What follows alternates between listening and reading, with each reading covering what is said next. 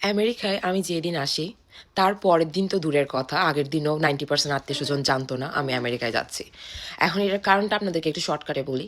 আমি আমার সব প্রসেসিং আমি নিজে করেছিলাম, ইচ এভরিথিং। আমি স্টুডেন্ট ভিসা এসেছি, আর আমি আমার সব processing, even the flight ticket, ওটা পর্যন্ত আমি নিজে করেছিলাম।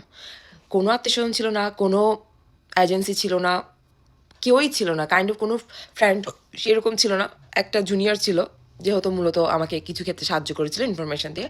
আদারওয়াইজ আমি সব কিছু নিজেই করেছিলাম।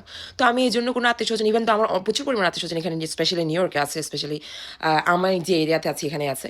কিন্তু আমি তাদেরকে কখনোই বলি, কারণ হচ্ছে কি, এসব আত্মীয় স্বজন কখনো আপনাকে হেল্প তো করবে না, ডাইরেক্ট উল্টা মিসলিড করবে, বলবে এদিকে না এদিকে, এদিকে না এদিকে, আর ওই সিটিতে যাচ্ছিস কেন, ওইখানে গেলে তো এই হবে সেই হবে, মানে জ্ঞানের শেষ থাকবে না। তো ভাই আমি অলরেডি যেহেতু সব ডিসিশন নিজে নিয়েছিলাম, আমি অনেকটা স্ট্রেসে অলরেডি ছিলাম, তো আমি সেজন্য ডিসাইড করেছিলাম যে না, কোনো আত্মীয় স্বজনকে আমি বলবোই না। আমার বাবাকে তো আমি ক্লিয়ারলি বলেছি যে কোনো আত্মীয় স্বজনকে বলার দরকার নাই, পরের দিন শেষে এ বলবে আমার বাসায় আসো, ও বলবে আমার বাসায় আসো, এসব টানাটানি হিস্ট্রির মধ্যে আমি যেতে চাই না ভাই। আমার শান্তিটা খুবই ইম্পর্টেন্ট, সেজন্য আমি কোনো আত্মীয় স্বজনকে বলি নাই। তার মধ্যে একটা জিনিস হচ্ছে কি, দেখেন আমি আমার সব প্রসেস করছি।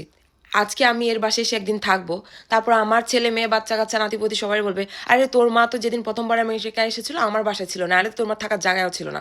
তো এইসব, মানে বাঙালি হচ্ছে ক্রেডিট নেওয়াতে খুব এক্সপার্ট, বাঙালির হচ্ছে ক্রেডিট চাই, সে আপনার উপকার করুক না করুক। তো অনেক এই ডিসিশন নিয়ে আমি এত ব্যাড একটা এক্সপিরিয়েন্স করেছি যে আত্মীয় স্বজন কেমন আমি পরের ভিডিওতে বলছি। মানে আমার সাথে খুব বাজে একটা এক্সপিরিয়েন্স হয়েছে, মানে আমি বলে বোঝাতে পারবো না, আমার সাথে অনেক বাজে এক্সপিরিয়েন্স হয়েছে।